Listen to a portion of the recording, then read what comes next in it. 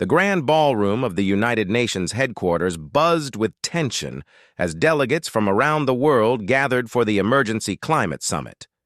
Crystal chandeliers cast their light over polished marble floors, where the most powerful people on Earth had assembled to discuss the planet's future. Among them stood Melania Trump, her designer gown catching the light as she moved through the crowd with practiced grace. She had arrived with the American delegation, her presence commanding attention even in a room filled with world leaders. The former First Lady had reinvented herself as an environmental advocate, though many questioned her sincerity. Her recent foundation had gained significant media coverage, but critics wondered if it was merely another political move. On the other side of the room, Aminata Traoré moved quietly among the African delegates. The Malian economist and former minister had spent decades fighting for her continent's voice in global discussions. Unlike the glamorous figures who dominated the headlines, Traoré had earned her reputation through years of grassroots work and academic excellence. Her simple but elegant traditional dress stood in stark contrast to the Western formal wear surrounding her. The evening's main event was meant to be a diplomatic dinner, but everyone knew the real conversations would happen in the smaller groups that formed naturally throughout the night. Climate change had brought these leaders together, but the underlying tensions about global power dynamics simmered just beneath the surface. As servers moved between the tables carrying expensive wine and carefully prepared meals, the American delegation found itself in conversation with several European representatives. The discussion had started pleasantly enough, touching on renewable energy initiatives and carbon reduction goals. But as the evening wore on, the tone began to shift. Melania found herself at the center of a growing circle of listeners as she spoke about America's role in leading global environmental efforts. Her voice carried the confidence of someone accustomed to being heard, and her words painted a picture of American innovation and leadership that many in the room had heard countless times before. We have the technology, the resources, and most importantly, the vision to guide the world toward a sustainable future, she said, her smile never wavering. The European delegates nodded politely, though some exchanged subtle glances that suggested their agreement was more diplomatic than genuine. From across the room, Traoré had been watching this exchange with growing interest. She had attended countless international gatherings where similar promises were made, where developed nations spoke eloquently about leadership while the countries most affected by climate change struggled to make their voices heard. The Malian economist had seen firsthand how climate change was devastating African communities. Droughts that lasted for years, floods that destroyed entire villages, and temperature changes that made traditional farming impossible. While world leaders debated policy in air-conditioned conference rooms, millions of people faced starvation and displacement.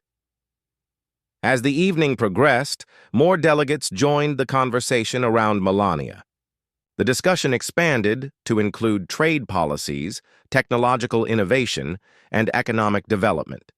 Each topic seemed to reinforce the same underlying message about Western leadership and superiority. The servers continued their rounds refilling glasses and clearing plates, while outside the United Nations building, protesters had gathered with signs demanding immediate action on climate justice. Their chants could be heard faintly through the thick walls, a reminder that the real world continued beyond this diplomatic bubble. Traoré finished her conversation with the Kenyan delegate and began moving toward the American group. Her approach was unhurried, professional, and purposeful. She had something to say, and decades of experience had taught her exactly when and how to make her point most effectively. The room's atmosphere was about to change dramatically, though most of the people present had no idea what was coming. The polite diplomatic conversations and carefully worded statements were about to give way to something far more direct and powerful. As Traoré drew closer to the American delegation, she could hear Melania's voice rising slightly above the general conversation. The former First Lady was building toward what seemed to be a concluding statement, something that would summarize her perspective on America's role in the world. The stage was set for a confrontation that would be remembered long after the evening ended. Two women from vastly different backgrounds were about to engage in an exchange that would expose the deep divisions in how different parts of the world viewed global leadership and responsibility. The crystal glasses clinked softly as delegates raised them in toasts, unaware that they were about to witness a moment that would redefine the entire evening's proceedings. The conversation around Melania had grown to include nearly 20 delegates from various nations. The German chancellor's representative nodded approvingly as she spoke about technological innovation, while the French delegate raised his glass, in agreement with her points about Western leadership in environmental protection.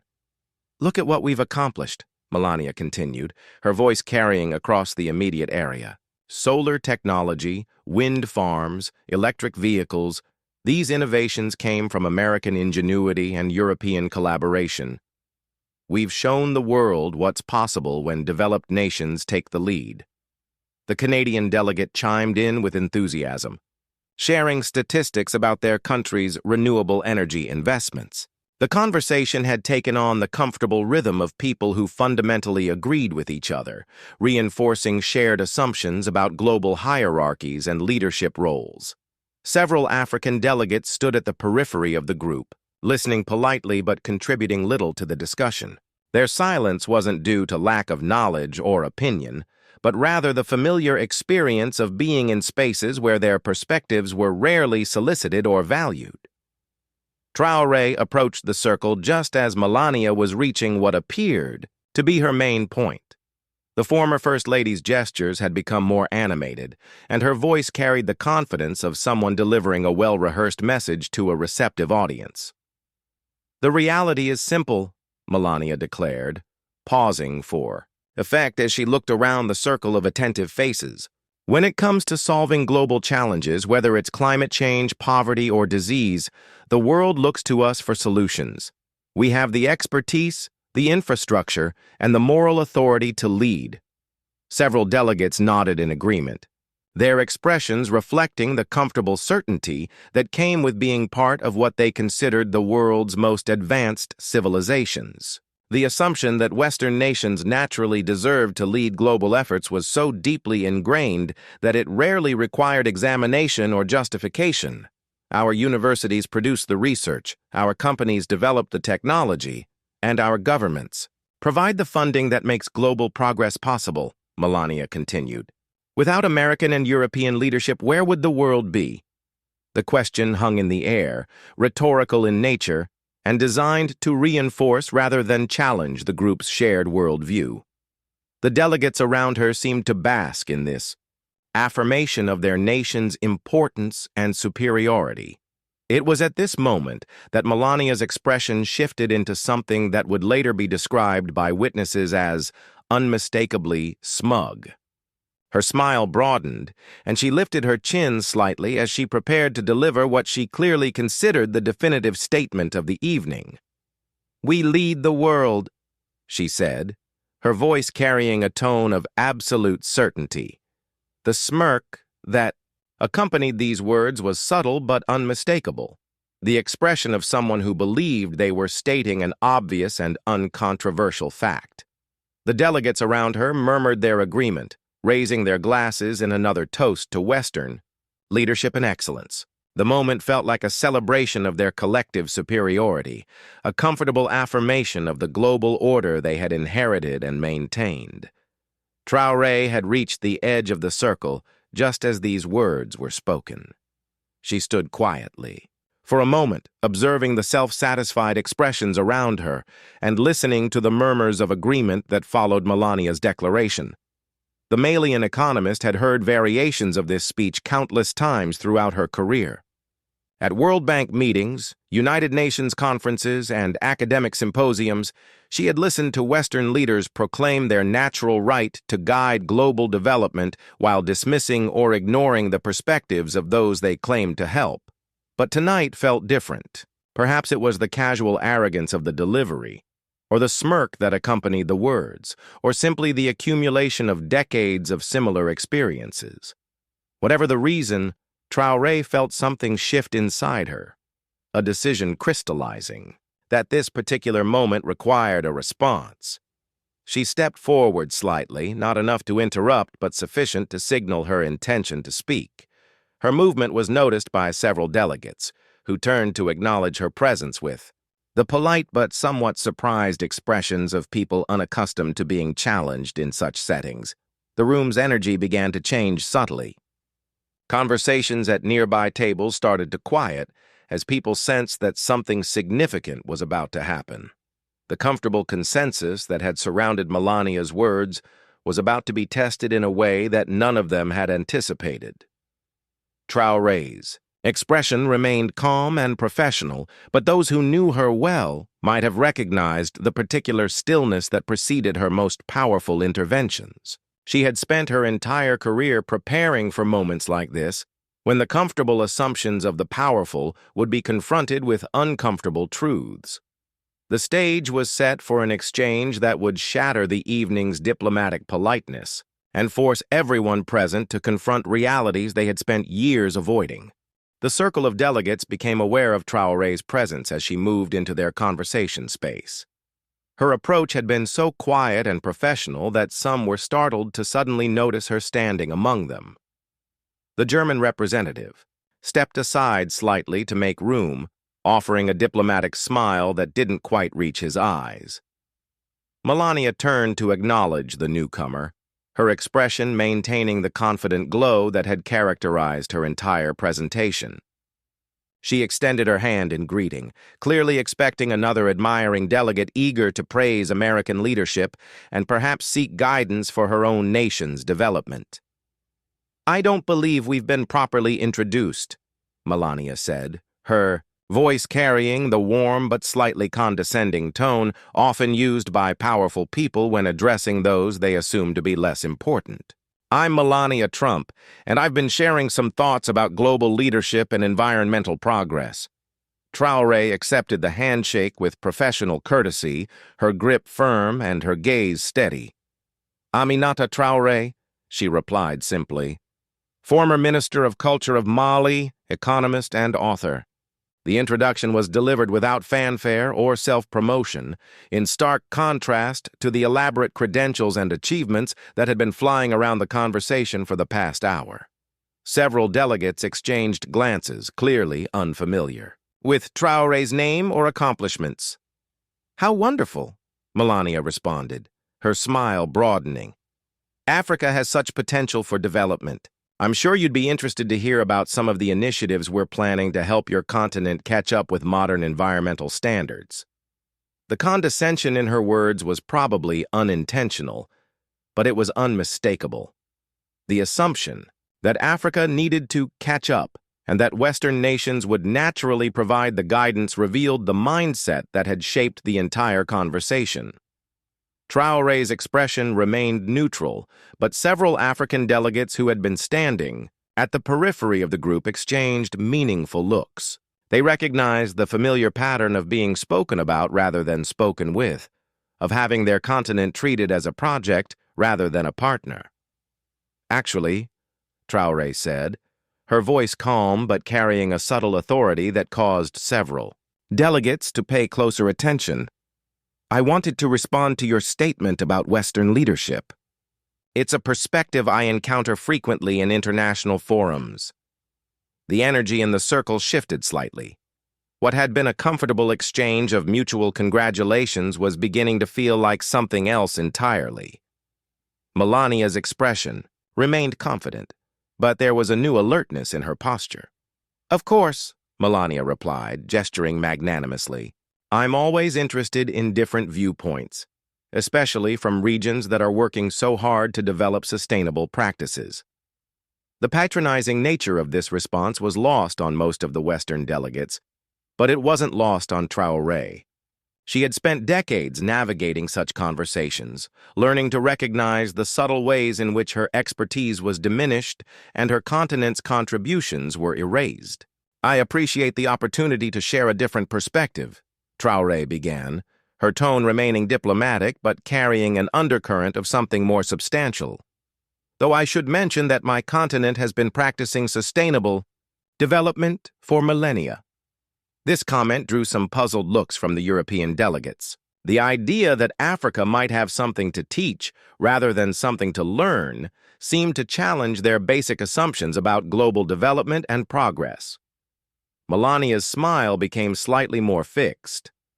Well, certainly traditional practices have their place, she said dismissively. But when we talk about real solutions to climate change, we need modern technology, advanced research, and the kind of infrastructure that only developed nations can provide. Her words carried the absolute certainty of someone who had never seriously questioned the superiority of Western approaches to global problems. The idea that traditional or indigenous knowledge might offer valuable insights was clearly foreign to her worldview. The circle of delegates had grown larger as word spread that an interesting exchange was taking place. Conversations at nearby tables had quieted as people strained to hear what was being said. The comfortable diplomatic atmosphere was beginning to give way to something more charged and unpredictable. Traoré took a small step forward, not aggressively, but with the quiet confidence of someone who had important things to say and the expertise to say them effectively. Her next words would begin to dismantle the comfortable assumptions that had dominated the evening's conversations. "Mrs. Trump," she said, her voice carrying across the now quiet section of the ballroom, "I find your certainty about Western leadership fascinating, particularly given the actual history of global environmental management." The word fascinating was delivered with just enough edge to make it clear that Traoré found nothing admirable about what she had heard. The room's attention was now fully focused on this unexpected confrontation between two very different perspectives on global leadership and responsibility. The ballroom had grown noticeably quieter as delegates from across the room began to sense that something significant was unfolding.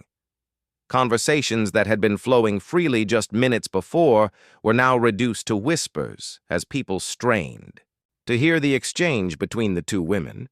Melania's confident expression wavered slightly at Traoré's pointed response. The word fascinating had been delivered with just enough skepticism to make it clear that admiration was not the intended emotion.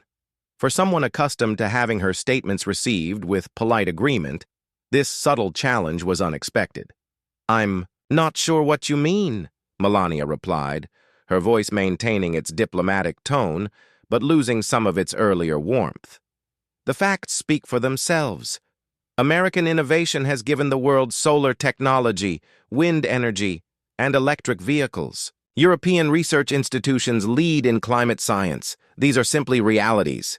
Her response revealed the defensive posture that often emerged when Western leaders were confronted with perspectives that challenged their assumed authority. The idea that facts could be interpreted differently, or that other regions might have contributed to global progress seemed genuinely puzzling to her. Traoré nodded slowly, as if considering these points carefully. Her expression remained professional, but there was something in her eyes that suggested she was just getting started. The African delegates who had been standing at the periphery moved slightly closer, sensing that their colleague was about to articulate something they had long wanted to express. "You mentioned solar technology," Traoré said, her voice carrying the measured tone of an experienced educator. "Are you aware that concentrated solar power was first developed in Egypt over a century ago? Or that many of the materials essential for your solar panels and electric car batteries are mined by children in the Democratic Republic of Congo?" The question hung in the air like a challenge that couldn't be ignored.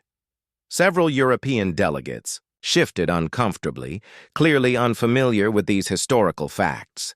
The comfortable narrative of Western innovation was beginning to show cracks. Melania's smile became more forced.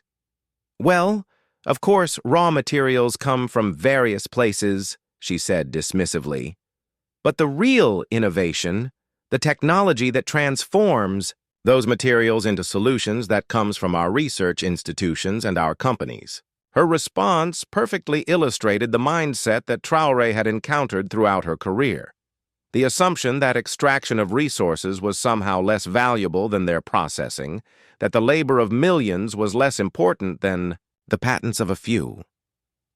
"I see," Traoré replied, her tone remaining neutral but her meaning unmistakable.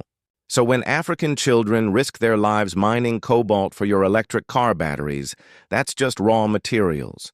But when Western engineers design the batteries, that's innovation worthy of global leadership." The directness of this statement sent a visible ripple through the crowd. Several delegates looked genuinely shocked, as if the connection between resource extraction and technological development had never occurred to them. The comfortable distance between their luxury and others' suffering was being uncomfortably shortened. The German representative attempted to intervene diplomatically. "Surely we can agree that global cooperation involves different regions contributing their comparative advantages," he said, using the careful language of international economics to avoid confronting the moral implications of Traoré's point. But Traoré wasn't finished. "Comparative advantages," she repeated, her voice carrying a note of irony that made several people wince. "Is that what we're calling it when Western nations extract Africa's resources, process them in European factories, and then sell the finished products back to us at prices we can't afford?" The room had grown so quiet that her words carried clearly to tables that had been engaged in their own conversations just minutes before. The comfortable assumptions about global trade and development were being systematically dismantled by someone who had lived with their consequences. Melania's composure was beginning to crack. "Look, I understand that development can be challenging," she said, her voice taking on the patient tone of someone explaining simple concepts to a confused child. "But the reality is that some regions are simply better equipped to lead technological advancement. That's not prejudice, it's just practical." Her response revealed the deep-seated beliefs that underpinned Western attitudes toward global leadership. The idea that Western superiority was natural and practical rather than the result of historical exploitation and systematic advantages was so ingrained that challenging it seemed almost incomprehensible. Traoré smiled for the first time since joining the conversation, but it wasn't a warm expression. It was the smile of someone who had just heard exactly what she expected to hear and was prepared to respond with devastating precision. The delegates around them seemed to sense that they were about to witness something unprecedented, a direct confrontation with the comfortable myths that shaped international relations and global power dynamics. The smile that crossed Traoré's face was the expression of someone who had been waiting her entire career for exactly this moment. It was the smile of a master chess player who had just recognized that her opponent had walked directly into a trap of their own making. "Better equipped," she repeated slowly, savoring the words as if tasting something particularly revealing. "That's an interesting phrase, Mrs. Trump. Let me tell you about being better equipped." The room was now completely silent except for her voice. Even the servers had stopped moving, standing frozen with their trays as they sensed the extraordinary nature of what was unfolding. Africa produces 80% of the world's platinum, 60% of its cobalt, and 40% of its gold. We grow the cocoa for your chocolate, the coffee for your morning meetings, and the cotton for your designer clothes. We provide the uranium that powers your nuclear plants and the diamonds that symbolize your love. Her voice remained calm and measured, but each fact landed like a precision strike against the comfortable assumptions that had dominated the evening's conversations. And yet, she continued, somehow we are not better equipped to lead. Somehow the continent that feeds and powers much of the world is portrayed as needing your guidance to achieve development. Melania's face had gone pale. The confident smirk that had characterized her earlier statements had completely disappeared, replaced by the expression of someone who had suddenly found themselves in much deeper waters than they had anticipated. "But perhaps," Traoré said, her voice beginning to carry more force, "we should discuss what your kind of leadership has actually accomplished. You mentioned climate change. Did you know that Africa produces only 4% of global carbon emissions? while the United States produces 15% and Europe produces 10%? The mathematical precision of these statistics cut through any possibility of argument or deflection. Several delegates were visibly uncomfortable, shifting from foot to foot as the implications of these numbers sank in. So let me understand. Your logic, Traoré continued, her voice now carrying the full authority of decades of expertise and experience. The regions that created the climate crisis should lead the efforts to solve it, while the continent that contributed least to the problem should follow your guidance. The question exposed the fundamental absurdity of Western assumptions about climate leadership. The idea that the greatest polluters were naturally the best qualified to address pollution revealed the circular logic that maintained global power imbalances. The French delegate attempted to interject. Surely historical emissions are less relevant than current technological capacity, he said, clearly trying to steer the conversation towards safer ground. Traoré turned to him with the expression of a professor who had just heard a particularly weak argument from an unprepared student. Historical emissions, she said, are the reason my continent faces droughts that kill millions while your countries debate carbon credits in air-conditioned conference rooms. Her words carried the weight of lived experience that no amount of diplomatic training could counter. The abstract policy discussions that dominated international climate negotiations were suddenly grounded in human reality. You want to talk about technological capacity? Traoré continued, her voice rising slightly for the first time. Kenya generates 90% of its electricity from renewable sources. Costa Rica runs on renewable energy for months at a time. Morocco is building one of the world's largest solar installations. But somehow, these achievements don't qualify as leadership because they're not happening in Washington or Brussels. The facts she presented were devastating in their simplicity. Countries that most of the Western delegates barely considered were outperforming their own nations in the very areas where they claimed natural superiority. Melania made one last attempt to regain control of the conversation. Look, I think we're getting off track here, she said, her voice strained. Of course, every region has something to contribute, but when it comes to coordinating global responses, you need nations with the infrastructure and diplomatic experience to bring everyone together. The statement revealed the last refuge of Western exceptionalism. The claim that even if others were performing better, Western nations were still naturally suited to coordinate and lead global efforts. Traoré's response would shatter this final pretense and leave the room in stunned silence.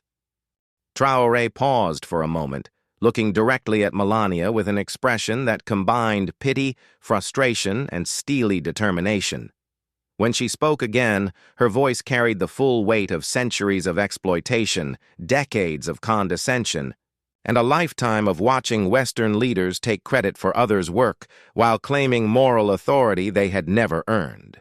Infrastructure and diplomatic experience, she said, her words cutting through the ballroom's silence like a blade.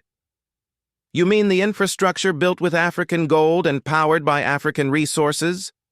The diplomatic experience gained from centuries of dividing up continents you had never seen among nations you had never consulted? The historical references hit the room like a physical force.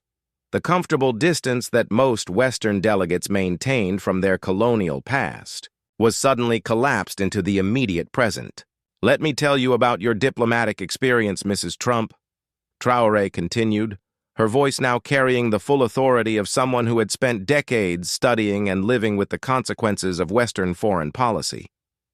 Your diplomatic experience gave us structural adjustment programs that destroyed African economies.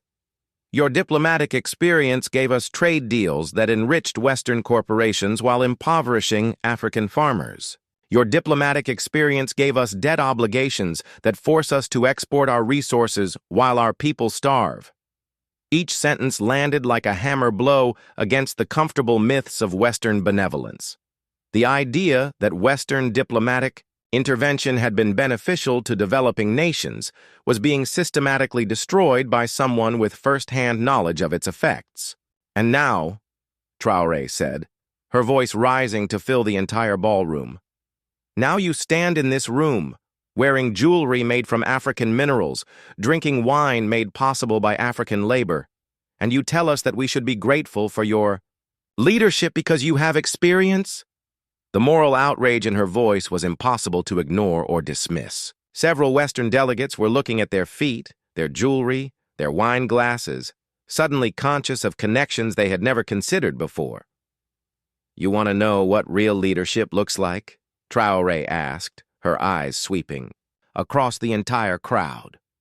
"Real leadership looks like the Kenyan woman who walks 10 miles for water every day and still finds time to plant trees.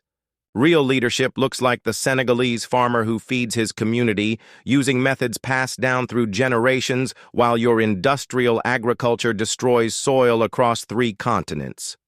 Her words painted a picture of leadership that had nothing to do with power suits, diplomatic credentials, or corporate boardrooms. It was leadership born of necessity, sustained by community, and measured by actual results rather than press releases. "Real leadership," she continued, "looks like the South African townships that generate their own renewable energy because they can't rely on your promises. It looks like the Rwandan government that banned plastic bags while your countries debate regulations for decades."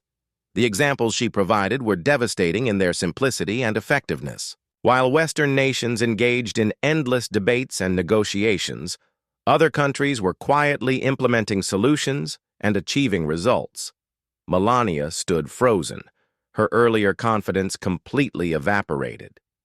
The smirk that had started this confrontation was now just a memory, replaced by the pale expression of someone who had been thoroughly and publicly outmaneuvered.